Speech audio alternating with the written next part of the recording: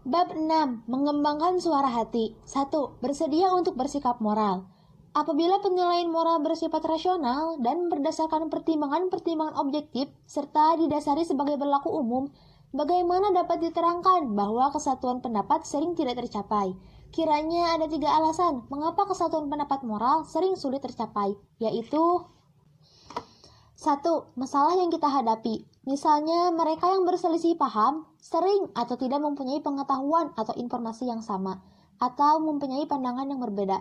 Jadi, perbedaan penilaian moral timbul karena masalah yang mau dinilai dipandang secara berbeda pula.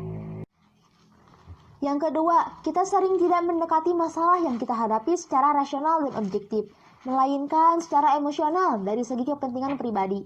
Jadi kita mencari alasan dan pertimbangan yang nampak secara moral, tetapi sebenarnya hanya melindungi kepentingan kita saja. Yang ketiga, orang menolak untuk bertindak secara moral. Satu-satunya aturan yang diakuinya ialah mengejar kepentingan pribadinya saja. Orang itu tidak bersedia untuk mengakui berlakunya suatu prinsip moral. Dalam etika dikatakan bahwa kesatuan paham moral hanya dapat tercapai apabila kita bersedia untuk mencapai titik pangkal moral atau yang disebut dengan the moral point of view. Dengan titik pangkal moral yang dimaksud adalah bahwa orang harus dulu bersedia untuk mengambil sikap moral. Barulah tercapai dasar untuk bersama-sama mencari penilaian yang tepat. Maka, kenyataan bahwa kita sering tidak mencapai kesatuan pendapat mengenai apa yang menjadi keharusan moral hanya menunjukkan bahwa kita belum sanggup untuk betul-betul bersikap moral. 2. Mengasah pengertian moral kita. A. Mendidik suara hati. Mengapa suara hati harus dididik? Karena suara hati kita sangat dipengaruhi oleh perasaan moral yang terbentuk oleh pengaruh pendidikan formal maupun informal yang telah kita terima. Usaha untuk mendidik suara hati kita menuntut keterbukaan kita dan keinginan kita untuk belajar. 2 syarat ini memang tidak hanya penting bagi pendidikan suara hati saja, melainkan bagi perkembangan kepribadian kita. B. Suara hati dan suara Tuhan. Apakah suara hati sama dengan suara Allah? Jawabannya adalah suara hati dapat keliru, sedangkan Allah tidak dapat keliru. Maka sudah jelas bahwa suara hati tidak begitu saja boleh disamakan dengan suara Allah. Suara hati dengan amat jelas mencerminkan segala sesuatu yang berasal dari prasangka kita sendiri, sehingga jelas merupakan suara hati kita sendiri. Lalu C. Tentang nasihat moral dan tradisi. Dalam pembentukan moral, kita tidak dapat hanya mengandalkan diri kita sendiri saja, akan tetapi kita juga memerlukan nasihat. Kita harus berdialog dengan orang-orang yang kebijaksanaannya sudah teruji, karena tanpa adanya kebijaksanaan, maka penilaian moral yang tepat tidak dapat dicapai. Tekad dan moral. Dalam pembahasan tekad dan moral, kita membicarakan bagaimana kesanggupan kita untuk selalu bertindak sesuai dengan suara hati kita. Nah, dikembangkan dari segi afektif atau volitif. Volitif berasal dari bahasa Latin, yaitu volitio yang berarti kemauan. Jadi, bagaimana kita mengembangkan kemampuan tekad kita untuk selalu berpegang teguh pada suara hati kita, bagaimanapun situasi, kondisi, ataupun kita dihadapkan pada berbagai tekanan ataupun bujukan. Nah, ada beberapa pertimbangan. Yang pertama yaitu sepiing pamrih atau kemurnian hati, yaitu kemampuan kita untuk mendengarkan suara hati kita dan kita bertindak sesuai dengan suara hati kita tersebut. Nah, ini tergantung pada apakah kita dapat membebaskan diri kita dari penguasaan segala macam emosi, segala macam dorongan-dorongan irasional yang terus-menerus menekan kesatuan tekad kita, seperti perasaan takut, kekhawatiran ditegur, dikritik, ditinggalkan, perasaan malu, dendam, iri, benci, dan segala perasaan-perasaan itu, yang semua perasaan, kecondongan, juga nafsu-nafsu itu akan cenderung mencegah kita untuk mendengarkan suara hati. Jadi, salah satu usaha terpenting bagi perkembangan kekuatan batin kita adalah kita selalu berusaha untuk semakin membebaskan diri kita dari cengkraman kekuatan-kekuatan irasional yang ada dalam diri kita tersebut. Penguasaan oleh kekuatan-kekuatan itu dalam bahasa Jawa disebut sebagai pamrih. Manusia tidak dapat menjadi dirinya sendiri, dalam artian manusia tidak dapat menguasai dirinya sendiri kecuali manusia itu menjadi sepiing pamrih, yaitu bebas dari pamrih. Manusia yang bebas dari pamrih, ia tidak akan merasa gelisah pada dirinya, ia tidak akan merasa prihatin pada dirinya, ia akan bebas dari nafsu ingin memiliki, ia juga dapat mengontrol nafsu dan emosinya. Karena ia sepi ing pamrih, maka juga ia akan rame ing gawe.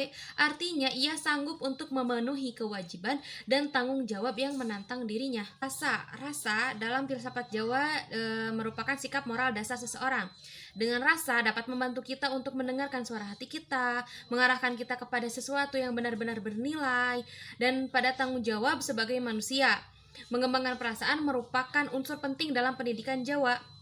Nah, rasa yang dimaksud yaitu kemampuan untuk merasakan segala dimensi hidup, dari perasaan jasmani, indrawi, melalui penghayatan suatu hubungan interpersonal sampai dengan pada kesadaran batin akan kenyataan yang sebenarnya. Orang yang telah mengembangkan rasa dapat menempatkan dirinya sesuai dengan keselarasan realitas seluruhnya. Dari rasa yang tepat, ini akan sendirinya mengalir kepada sikap yang tepat pada hidupnya, terhadap masyarakat, juga terhadap kewajiban dan tanggung jawabnya. Seseorang yang telah mencapai rasa yang mendalam, ia akan mantap dalam ketekadan untuk memilih sesuatu yang baik dan benar. Orang itu tidak akan lagi dangkal, orang itu tidak akan lagi kacau jiwanya, maka ia akan sanggup bertindak semata-mata dengan melihat tanggung jawab yang ada pada dirinya.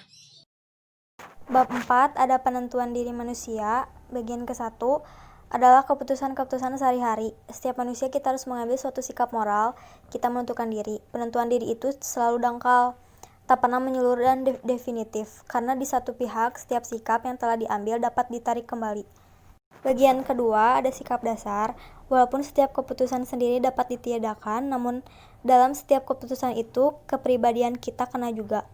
Setiap keputusan yang kita ambil itu merupakan langkah kecil dalam pembiasaan kita.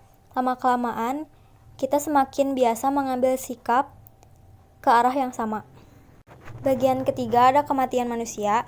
Apabila ia tidak terpecah-pecah hanya mengitari inti pribadinya saja, keadaan semacam itu tidak akan dapat dicapai manusia dalam hidup ini, bahwa keputusan definitif itu tidak lepas dari keputusan-keputusan kita selama hidup ini.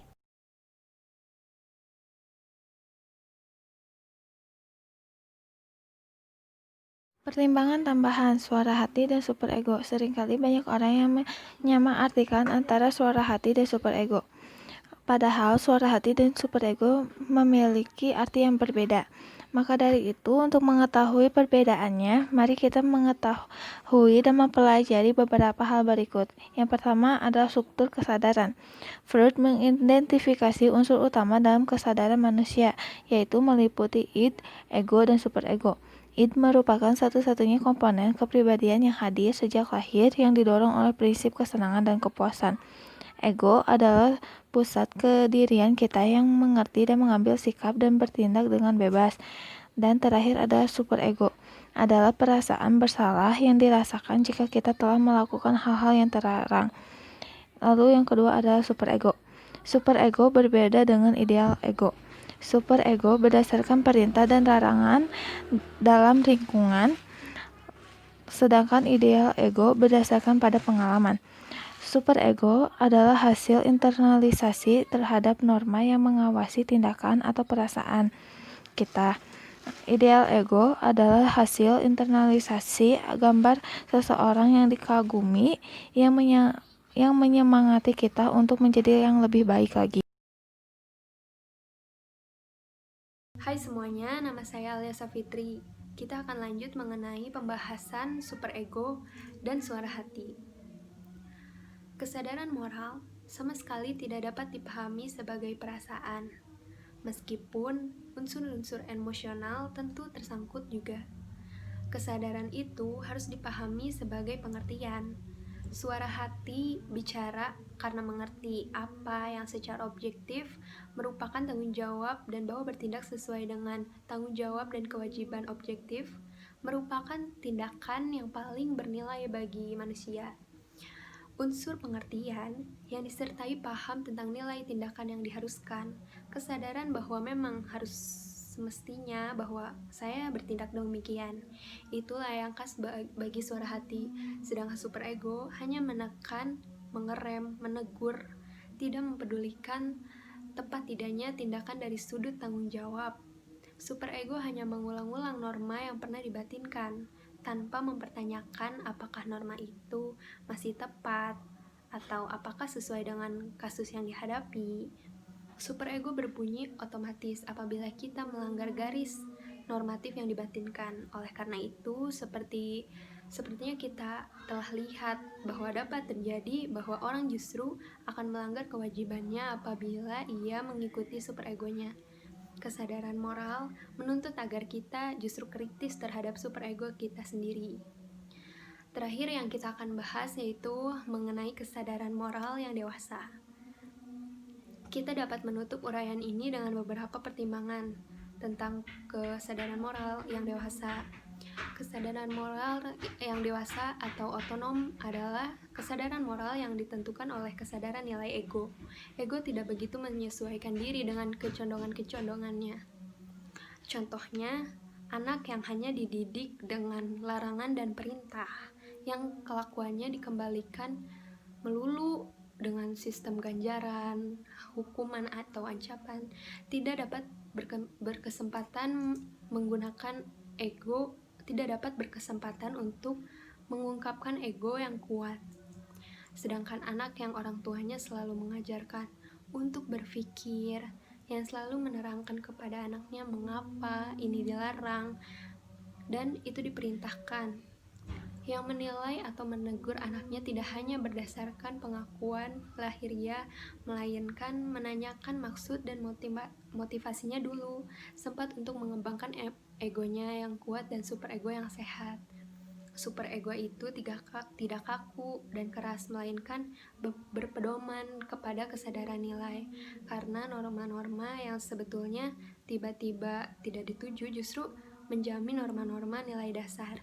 Maka merupakan ciri-ciri orang yang moralnya dewasa, bahwa superegonya selalu menyesuaikan diri yang terhadap sesuatu yang baru dan yang bertindak bertanggung jawab dengan nyata.